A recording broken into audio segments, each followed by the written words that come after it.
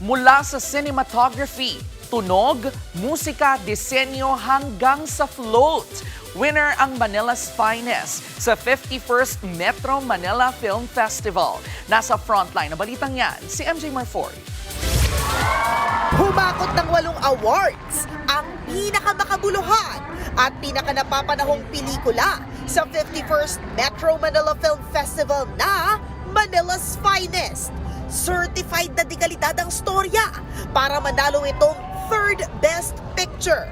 At sa ikatlong sunod na taon, pelikulang gawang MQuest Ventures ang nakakuha ng prestiyosong Gat1 J. Villegas Cultural Award. Proud ako sa lahat, no? Ginawa namin to and sa hirap ng society natin ngayon, kailangan natin yung mga taong may malasakit, may mga taong may integridad, may mga taong ipaglalaban, 'di ba, ang bansa natin.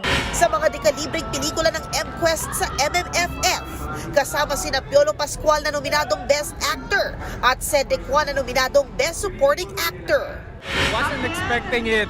Actually, before that, I think nabanggit ko yung there's no small actors, there's no small role, only small actors. And then I got that nomination.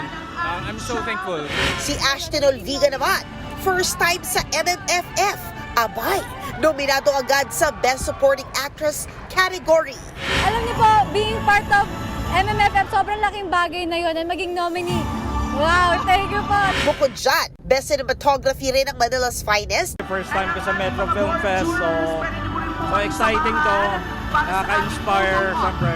Another first yan para sa MQuest Music. Nakuha rin ang pelikulang Best Production Design, Best Float, Best Musical Score, Best Sound Design, at Best Original Song para sa Sandalan. Another first yan para sa MQuest Music. Day 5 na ng Manila's Finest sa mga sinihan. Kaya panoorin na dahil siguradong sulit at dekalidad. Nagbabalita mula sa Frontline. MJ Marfori, News 5.